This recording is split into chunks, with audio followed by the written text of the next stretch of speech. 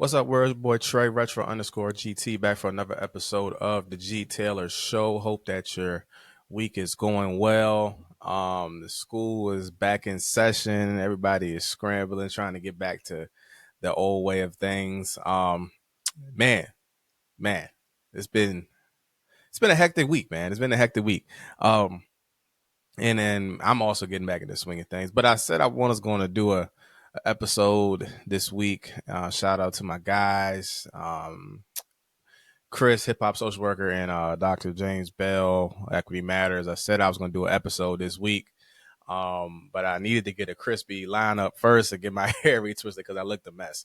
But either way, I wanted to do just kind of just check in, see what's going on, talk about what's been happening over the summer with me and what's what I've been up to. Again, like, share, subscribe to the podcast. Let me know what you think. Please share with somebody you think would be beneficial. And yeah, man, just been a lot of stuff going on. Really busy this summer, hustling, doing things like that. Staying out the way, as they would say, but always involved in something, right? And so, I wanted to talk today about. I started my doctoral program. So shout out to the University of Kentucky, my classmates, my cohort, and leadership team there. It's been an amazing time. We started the summer program, first two classes for my doctoral program, looking to get my DSW, right, at University of Kentucky. And I got a lot of questions when I said I got admitted, and then also when I said I started the program and things like that. A lot of people asked me some questions, asked me about my experience, asked me about my search process and why I chose University of Kentucky, why I chose DSW over PhD, things like that. And so I said, you know what, man, that'd be a good time to kind of reflect and talk about my experience thus far. If anybody's apprehensive, anybody is looking to, actually do a DSW program, and then also explain why I did mine, what I'm looking to seek out to do, and what we wanted to, accomplish essentially in the end, right? Also want to shout out my guy, Mills Self-Care Sensei, brother. I appreciate you. He shouted the podcast out on his actual IG stories. I think I was talking about fatherhood the last episode I did, and he was saying how on time it was and intentional for him while he was working in the gym. So shout out to you. I met him at the Black Mental Health Conference, men's conference up in New York. And he was attending one of my sessions, and we chopped it up, man. So shout out to you, man. I always love getting that feedback from listeners. So if you are listening to the podcast and you getting some gems from me, or from the podcast, man, shout me out. Let me know. I'll do a repost for sure. I definitely, it's always good to know that somebody is listening. You see the listens, but never sometimes get the feedback, right? And I enjoy feedback. And so always want to make it a better listening experience, or just hit on the things that people want to talk about. So also shout out to my man's Juice, Get Home Safe. We did some podcast episodes not too long ago. They've done really well. We trying to set something else up. I don't know if I'm able to, but anytime me and Juice sit down, it could probably be we cut it at 2 to 3 hours, but it can end up being a probably 8-hour session every time we get together, man. And so shout out to him, man. He's doing amazing work in the mental health advocacy field. All right, boom. So let's get to the thing that y'all want to talk about for real. So yeah, I started my DSW program. It's very writing intensive. It's very reading intensive.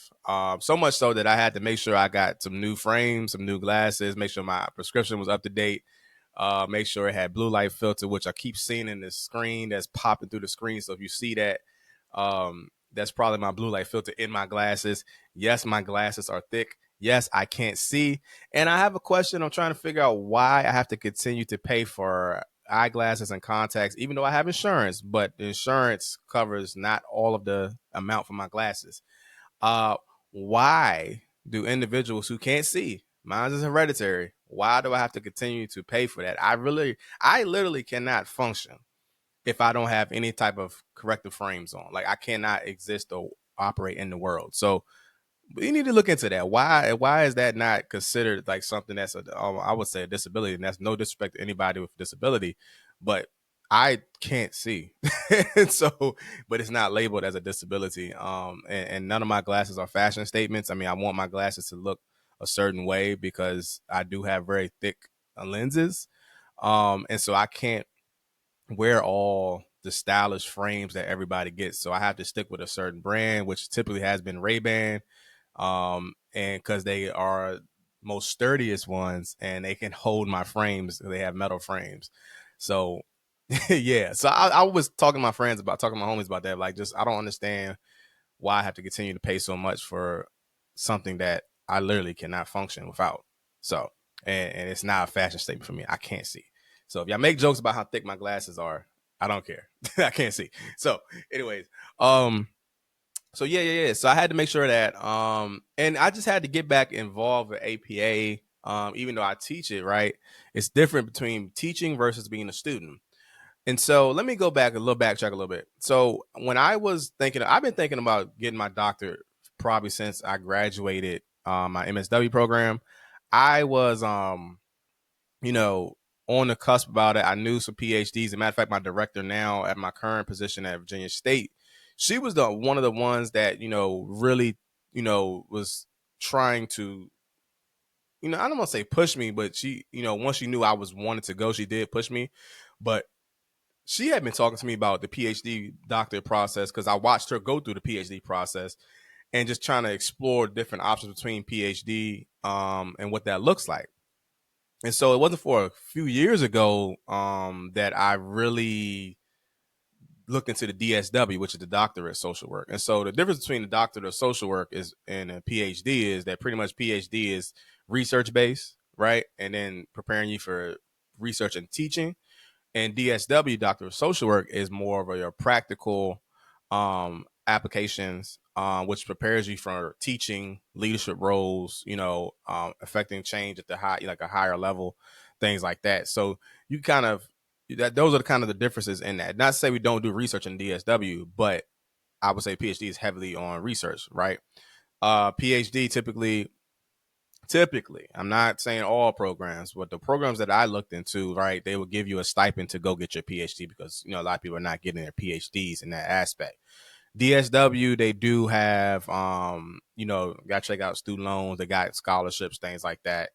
And that is one of the differences that comes into the display, right? Cost, time, energy, DSW programs. Oh, that's my alarm going off of what I was supposed to wake up at, and I woke up earlier.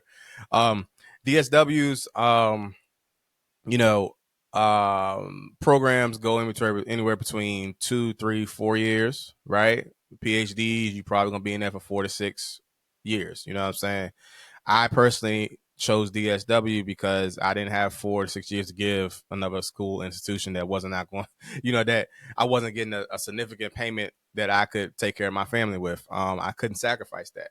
I'm in a 2-year program at University of Kentucky. And luckily, though, University of Kentucky has kind of a model where it's 2 years, 2.5, 3, and I think maybe a 4, but I'm not too sure. So you can do that if you wanted to, right? You don't have to do the 2-year full time. They got a part time one, then they got a semi part time one like that.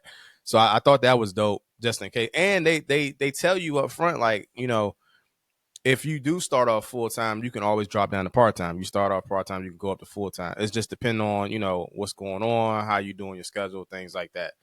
And I think that was dope because that's not encouraged a lot in programs from what I've seen. And I'll talk about like every resource that's given to you that's weird to me, right? Like, it kind of comes from my experience in this space in academia from as a student. But and so yeah, so you have that option. I'm not saying you don't have that option to PhD, but for somebody like me who has a family and a family of 2 and family of 4, and they're growing at an exponential rate, I really don't have a whole lot of time to just stay in a program long term. And personally, I know me, I like to get stuff done, knocked out as quick as possible if I'm dedicated and locked in with it, right? And so that was one of the reasons why I went with the DSW. Now, I did look at PhD programs. PhD programs that I looked at was VCU, of course. I looked at Howard, and I looked at PhD at UK as well, and I think Alabama. And those are probably the 4 or 5 programs in PhD I looked at. And again, my director is part of, she got a PhD. One of the programs I looked at, I got some partners that's done PhD.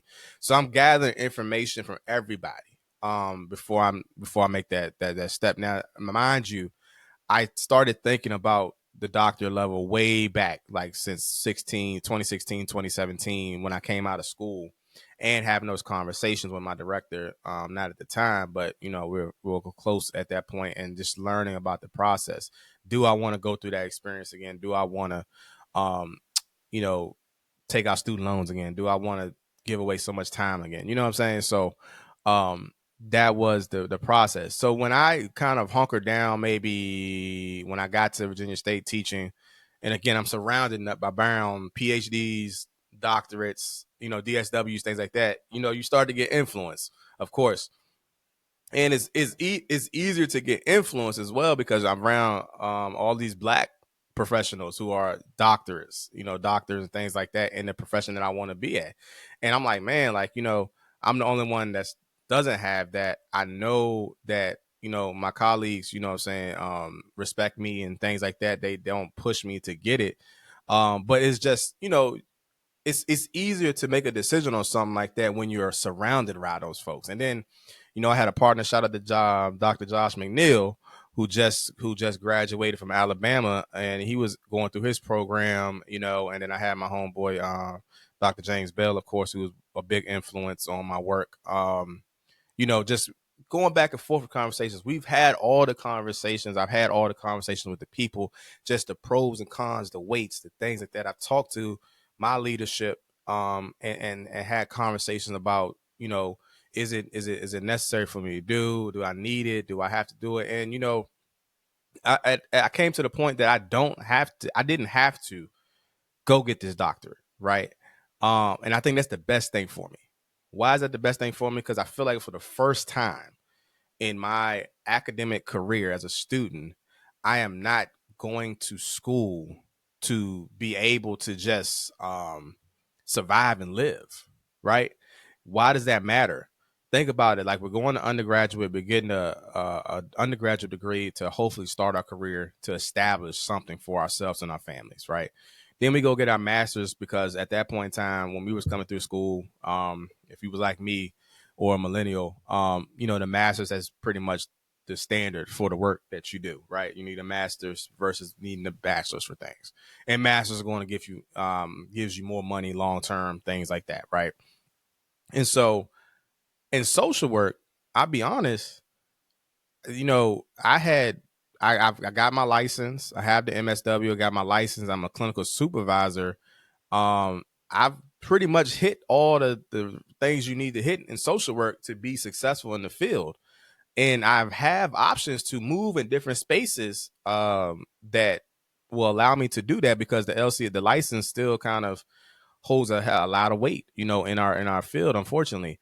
And so that was important to me, because I felt like in past years, right, I was still trying to establish, like, I would say, myself personally and professionally, and get a good base, right, of, income, making sure the family's straight, making sure the family's good, and time, and, resources and things like that. Now, I will say I probably entered this doctorate program during probably one of the most busiest times of my life ever. You know what I'm saying? But I knew that I was prepared for it, because all of the things I've been doing leading up, balancing multiple aspects of my life, managing multiple aspects of my life. And the top of this year, God told me and that I needed to delegate more, right? And so stop trying to take on so much and ask for help, or ask somebody, could they take over this task, or things like that, because I struggle with that a lot, right? And so that's been one of my charges for myself, to kind of help balance out all the work and stuff like that. And so when I thought about that, and then I had conversations with my leadership team at state, and then like my homeboys, my friends, things like that, my wife, that was like the last deciding fact. she knew I always wanted to do this. But you know, we got a family, right? I got to make sure that she's happy, take care of her, take care of our kids, make sure they're happy. I'm not taking away from them. And so, you know, that was a conversation, right? Like I'm gonna apply and see what happens. But is this something that we can manage and do? Because it does take sacrifice. If you have a spouse, you know, they have to sacrifice some time as well, you know, because you're going to do work or you're going to do this, and who's going to take care of this, take care of that. So I I think that just taking the time, I did not make an immediate decision. This has been something that's been probably in the making for the last 6 to 7 years of just deciding and trying to figure out where I'm at. And so, you know, that's happened. Now, when I went through my selection process, looked at the PhD programs, and I looked at the DSW programs. So I knew about Alabama, because my homeboy was there, Dr. Josh McNeil. Shout out to him. Um, I knew about USC because my homeboy Dr. Bell had went there, and I knew some people from USC, and one of my leader, somebody in leadership, is from USC, my chair. Um, and then I had looked at other programs, so it was Kentucky, Alabama, Tulane. Who else had some DSW programs that I was looking at? I think it was Tulane. I want to say Tennessee for some reason, but I can't remember because it's not that many DSW programs out there. But those are pretty much on top of my list between Bama, Kentucky, and then all right. So I apologize. I had to cut the stream off because, oh man, allergies. It's getting that time of year. It's been a hot summer and dry summer as well, but we got a little bit of that rain. Okay, so I talked about the DSW programs, and I couldn't remember all of them, so I did take some time to look at them. So, online DSW programs. I know I wanted to do online, of course. If I could have done it in person, I probably would have done that too. But online fit my schedule. I'm not the biggest proponent of asynchronous work, but it's not that bad as a student. And so I looked at the different programs. So me and my homeboys went through a bunch of different programs, just kind of just went through the pros and cons and things that, you know, made sense. But if you're looking for DSW programs, you got online, you have Barry University, Capella, Kutztown University, Simmons University, Southern Connecticut State University, St. Thomas, Alabama, Tulane, Buffalo, University of Buffalo, University of Kentucky, University of Pennsylvania. Yep, University of Tennessee at Knoxville, Walden. Those are all the programs who had DSWs. And so I looked at Simmons, I believe Tulane, Bama, Kentucky. I looked at Buffalo too, as well. And I just, you know, was just looking through the programs and seeing if they align with what I wanted to do. Right. And so I wanted to get in macro work, right? Policy work. I wanted to look at suicide prevention in Black boys and suicide prevention in Black men. That was my main goal. I wanted to possibly look at AI use of mental health treatment with Black men. And I wanted to ultimately access to mental health treatment for Black men was my big thing. Right. And I had also looked at coming along with like the barbershop talks and what that looks like for Black men, using that as an intervention. And so I went through all of them. I probably narrowed it down to Alabama, Kentucky, and Tulane. And this was probably because of looking at like the curriculum, the tracks that I wanted to do, and just, you know, what these, you know, certain programs standing for. And I then looked at, you know, what drew me to Kentucky a lot was the labs that they have. So they have like a suicide prevention lab, a self-care lab, things like that. I listened to Dean Miller talk about self-care and why that's important for his faculty and students.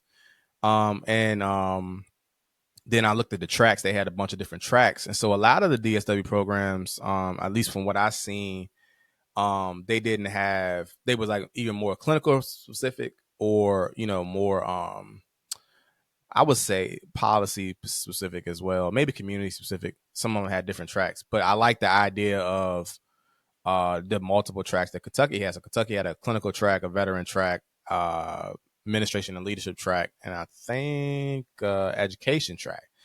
And so I said, well, and if I decide to do one track and something changes up during the process, I could always switch my tracks. You know what I'm saying? Because I do dabble in micro social work, meso social work, and a little bit of policy. So I said, okay, that's cool, especially with what I'm trying to do. The topics I was discussing, I know they kind of overlap. And so I did that, and then I narrowed it down.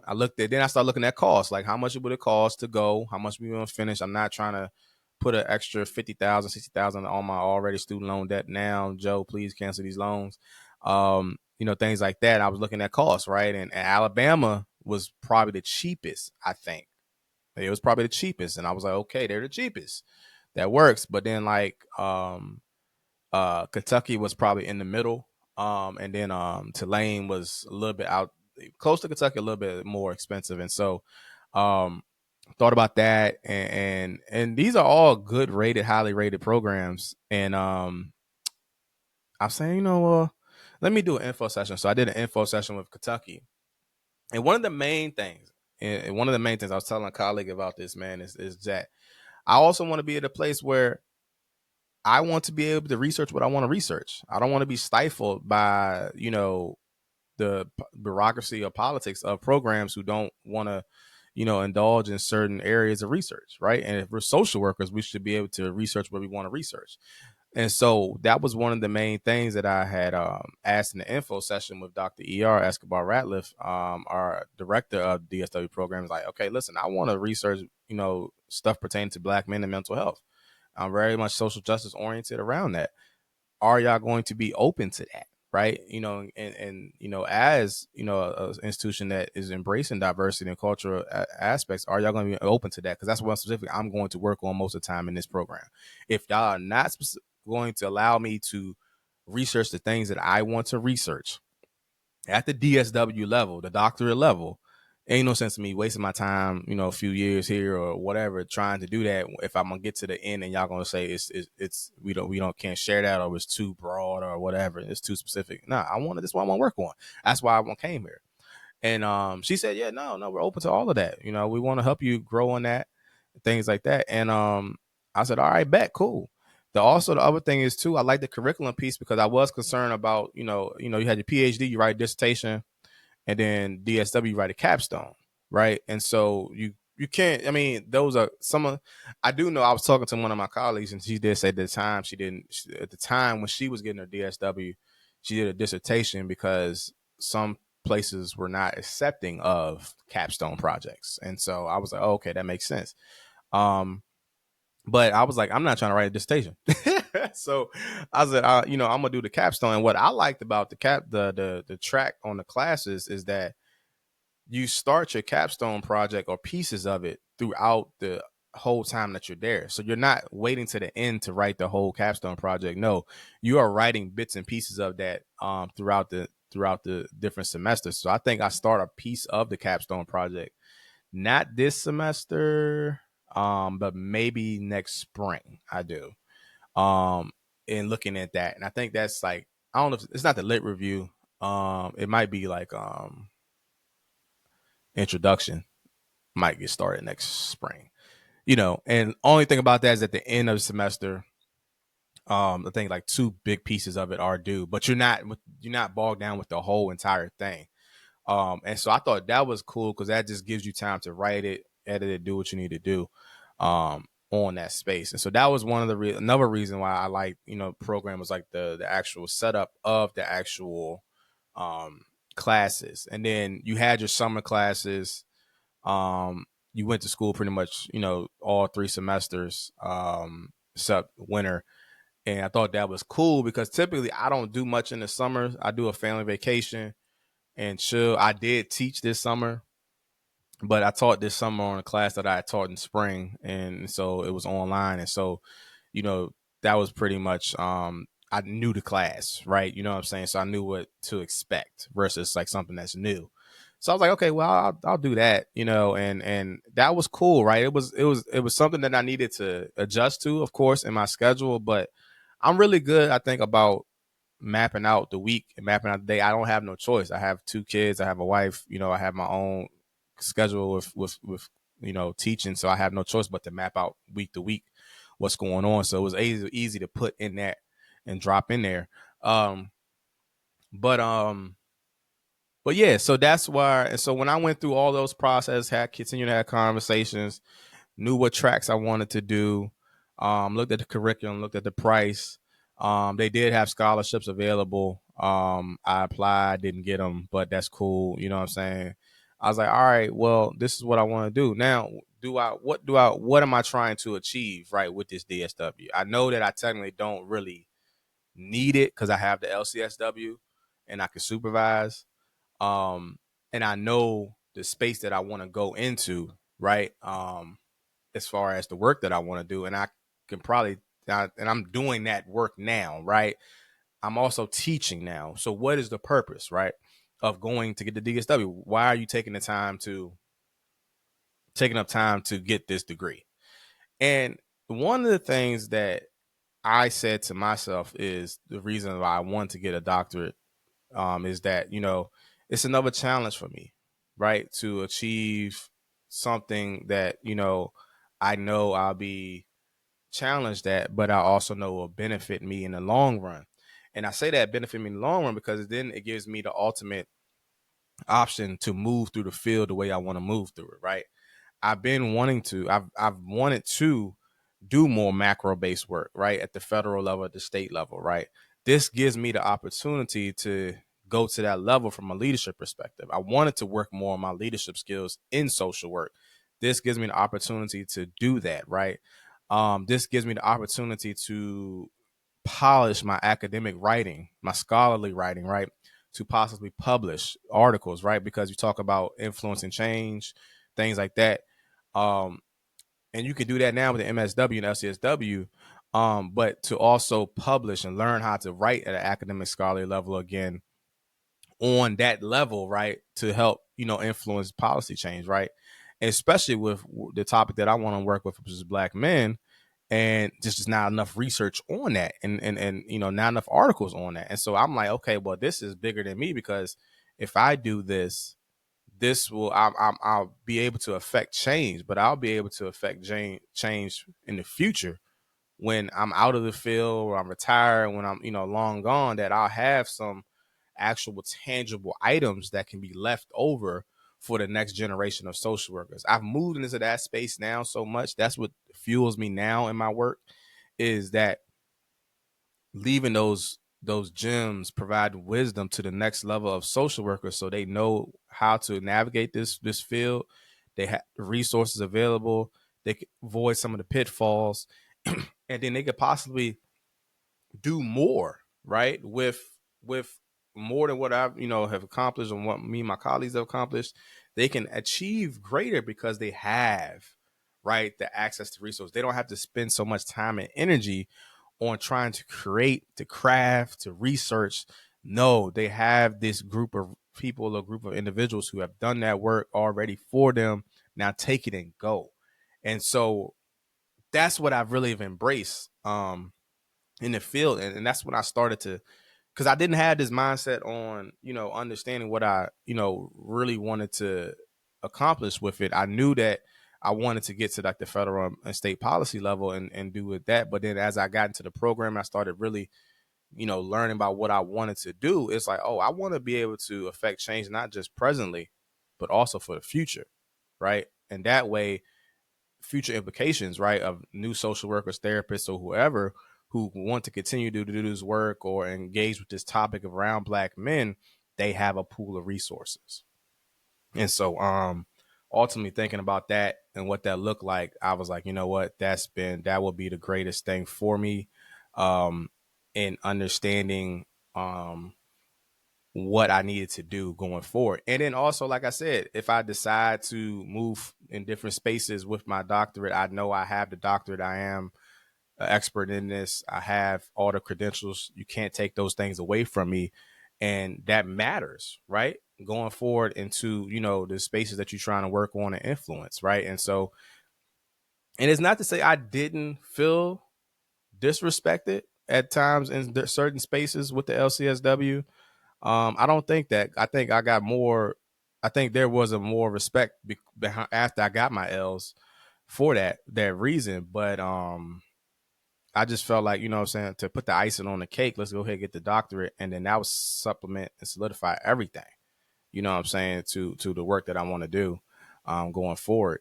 And then also, as a result of the work that I'm doing now, the next generation of social workers can build off of it and take it even higher, because I know I could be able to go so far with it, right? So this isn't really about me anymore, because I don't have to do it. You know what I'm saying? And it's not for me to really do it. Of course, you got your own personal achievements you want to achieve, things I want to set the standard for my family, and things that my kids can look up to. But I'm not. If they don't want to go get a doctor, that's cool too. You know what I'm saying? This is daddy's. That's their dad's mission. But at the end of the day, I just want to be able to leave something for the future of social workers and future of Black social workers, Black therapists, leave something tangible, right, that they can build off of. I want to leave something tangible for, mental health resources, access for mental health care for Black men, treatment or different non-traditional interventions for Black men. I want to leave something there that can be built off of or be utilized if needed. Somebody wants to tap in with it. And so that's what ultimately made me decide on this DSW. It's been a humbling experience. Definitely humbling experience. A lot of reading, a lot of writing, getting back in the aspect of reading and writing. You know, at that student level, right? A lot of assignments do. I have met a lot of great people though, who are in the same boat, right? And just wanting to just enhance their skill sets, get into the leadership role, maybe macro policy role, clinical role, things like that. They want to teach things like that. I'm currently in the administration and leadership role. That's what I want to do. And hopefully that will continue on. But yeah, and that happens to be, my main focus. And like I said, I do have an idea of what my capstone project would like to look like. But that might change, right? And I'm gonna try to write around it a little bit to kind of help me, so I won't get into self plagiarizing myself. But you talk about workload. Like I had 2 classes over the summer, and that was 2 classes in an 8-week format, so they're a lot more intense. So there were weeks where I had like maybe 5 assignments due, right? But it might be a discussion post, small reflection paper, read an article, respond to your peers, things like that. Um, the only challenge I had with that is like if I was going on vacation and something popped up. Well, I was going on vacation, so I had to kind of prepare. And if I wanted to enjoy my vacation, I had to make sure that the week after that we was on vacation that work would have been done too. But I still ended up like kind of just checking in once or twice, excuse me, just to make sure I was doing everything I needed to do. And so, that was a little bit intense. I think I would say the last 3 weeks of the semester were intense because everything was due at the end and on both classes, but it got done. My motto has also been, and we'll figure it out. You know what I'm saying? We'll figure it out. And so, but I will say, regardless of how long you've been out of school, I will say the way they introduced you back into the graduate studies program, or just grad school in general for your doctorate program, to ease you back into the reading part, the writing part. I think they did a good job at that, especially starting in the summer. Now I know everybody doesn't want to do summers, right? But I rather would do these 2 classes in the summer because I do it twice. That's it and done.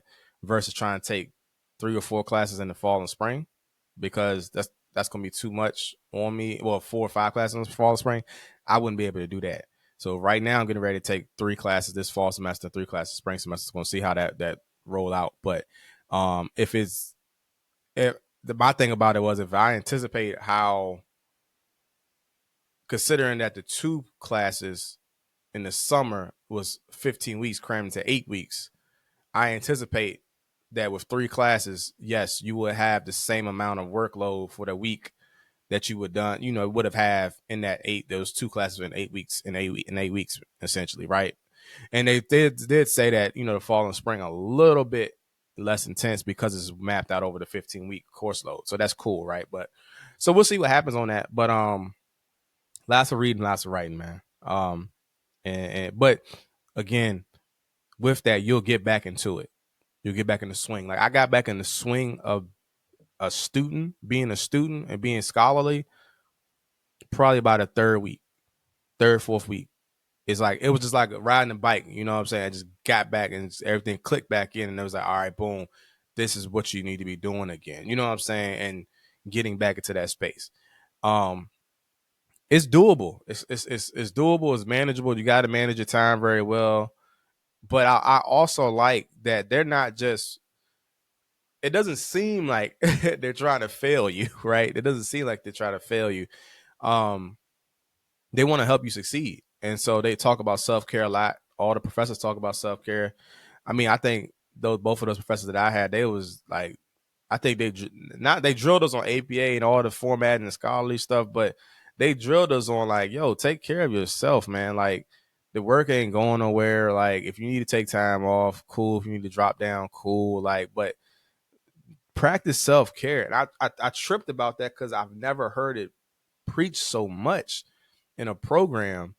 And I was just like, man, this is wild. They really care about, us. I mean, and we'll make sure we not, struggling.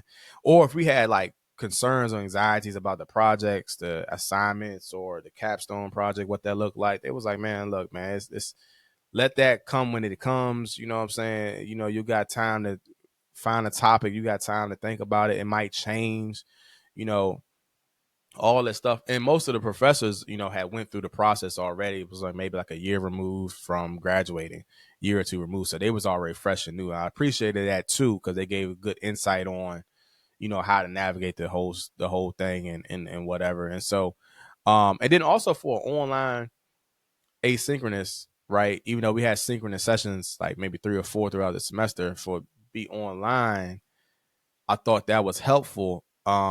They had so much resource. Like you got your teacher, you got your professor, you got your TA, then you got your advisor, then you got the director, that's always messaging, and she's teaching as well. And everything was laid out, all the resources that you needed, right? So if you had an assignment due, you had the bullet points on how to start it, right? So you start, okay, this is what's due for this week in Canvas. This is module 1. This is the reading assignments. This is a little presentation on it. This is a video on it. Here's the articles you need to read. Read this first. And then it just gave you step-by-step process. So much so it's like, man, what I'm saying? The only way you can really not do the work or know where to do the work at is if you don't go on and read and you have like a family emergency or something like that, right? You know what I'm saying? But it's all right there. And I thought that was wild. I'll be honest with you. I thought that was wild. I was like, I've never had this much assistance in any of my programs, undergraduate, graduate, like from that level where it's like really laid out for you. And that could because it's online, you know what I'm saying, or whatever, and making it as seamless as possible.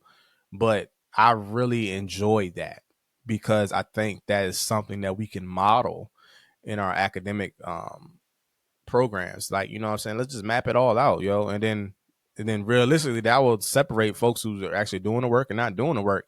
If I laid out everything for you, I know some people have different opinions on this, but if I lay out everything for you, even on how to write it, here's an example, here's a thing on APA, here's a sample paper, here's the instructions, here's the rubric, this is what you're going to be graded on.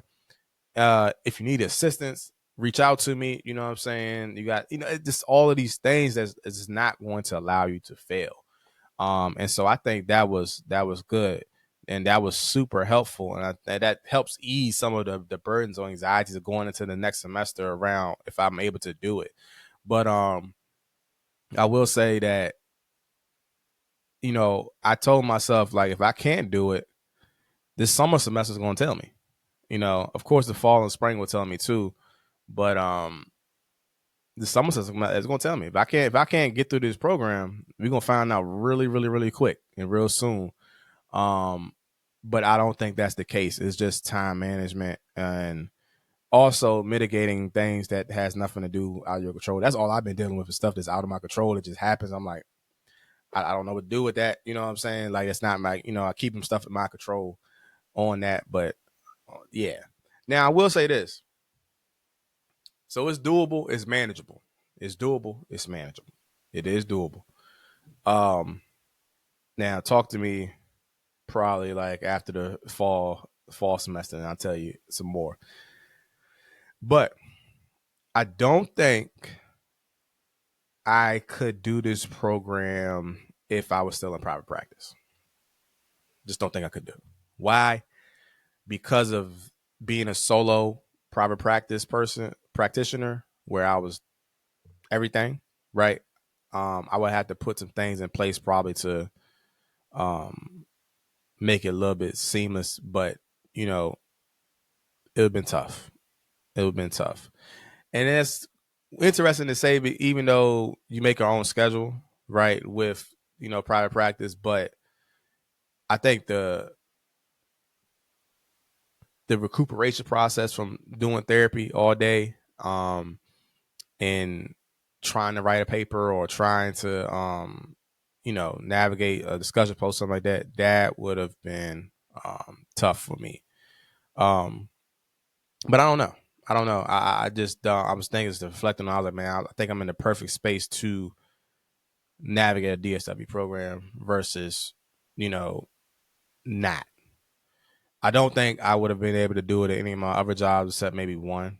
No, I definitely wouldn't be able to do it in crisis. I'll tell you that much. Maybe when I was in case management, case coordinator, substance use, probably I could have done it. But I think it's a good, I mean, if you in academia or you teaching, you know what I'm saying, it kind of makes sense. It's a seamless process because you are familiar with the process as a professor. You know what I'm saying? If that makes sense. So because I am a professor and I'm also a student in a program, I'm aware and kind of already in the mode of this assignment is due by this time. This paper looks like this for a reason. This is, I'm familiar with the systems and the process of, the academic perspective, right? And so that gives me kind of a little bit of a one up or reassurance on what I need to do, how I need to do it. My body and brain are already kind of, I would guess, formatted for academia in that sense. And so I think that was the biggest benefit for me. And that's why I say with private practice might have been a little bit more challenging, especially navigating like, the scheduling and, the clients and therapy, saying, writing notes, then writing papers, you know what I'm saying? The schedule posts, things like that. I can see where it'd been challenging for me. So I think I'm in the perfect place to do it. That's just me though. I don't know about everybody else. I do know I got folks that still full time working doing crisis work, therapy, psychotherapy, things like that. They do a bunch of different things, and still doing the program. So that's it's like I said. I'm not saying that it can't be done. I'm just saying for me personally, um, as a solo practitioner, I think it would have been tough for me. And I think that me doing it while I'm teaching, gives me the flexibility to schedule. Because you got to think, I'm a full time professor, but I do get summers off unless I'm teaching. So you know what I'm saying, I get a nice little break. I get the breaks, the holiday breaks. I get that. I get all the holiday breaks. We get the break to come back from winter. You know what I'm saying? Going into the spring semester, we got spring break. We get wellness days. I get summers off. You know what I'm saying? So I got a little bit less intense schedule, I would say, from a scheduling perspective, that gives me some more time to practice self care, to step away from the work. You know what I'm saying? Versus with therapy, where I felt like, if I don't see these many clients this week, that gonna might affect the bills or affect the income coming in, or if they're canceling, or if the summertime, it's going to affect that. So I got a little more stability, I think, to do it. and also time to dedicate to it. Because I'll be honest with you, like there were a couple weeks during the summer where I did just have nothing to do, right? Like class was getting taken care of, students asynchronous, and all I had to do was just focus on class, and that was I've had that a couple times this week over the summer, and that was with me doing speaking engagements and also teaching at the same time. So I was like, all right, cool. Well, I know, and doing supervision. So I know if I got this downtime throughout the actual to I got this downtime from a reason. In private practice, I had downtime, but I didn't have downtime like that. You know what I'm saying? Where I could just really focus in on one thing. A couple weeks, I just really locked in for like 3 days and just really focus on work, right? And I was like, man, this is new because it goes back to my original point about just I'm not having to this degree does not make or break my career, right? It's not the foundational piece of my career. It's just a supplement, right? Um, and so as a result of that, because sometimes when those degrees are foundational pieces on making or break your career, where you're going, career trajectory wise, earnings trajectory, life trajectory, right? There's more weight. You're doing more stuff, right? To alleviate, to make ends meet. You know what I'm saying? That's not the case, here in this situation. So I'm just thankful and blessed for that. And I'm super, super happy for that. But yeah, man, that's been my experience, man. Great professors right now. Good cohort. Good, classmates, man. I'm learning a lot about different people and where they're from, what they're interested in. I do want to publish at some point, so I'm looking at publishing at some point. Maybe one of these papers I do. And yeah, man, this has been my first year experience. So if you got any questions or comments or just want to learn more, just let me know. We'll talk it out, have some conversation. But I did wanted to share that about my experience so far in the DSW program and why that, it's been, important for me going forward. But yeah, man, we'll get out of here today. I think I've been on it long enough. Like, share, subscribe to the podcast. Let me know what you think. It's the G.Taylor Show. We're on all platforms, Apple Podcasts, Spotify, on YouTube as well. And let me know what you think. Anything, topics that you want to talk about. I need to do some more content, but I don't know when it's going to come. I just have to find, empty pockets of time to get it done. So, hope this has been helpful for you. And then I'll talk to you soon. All right. Take care.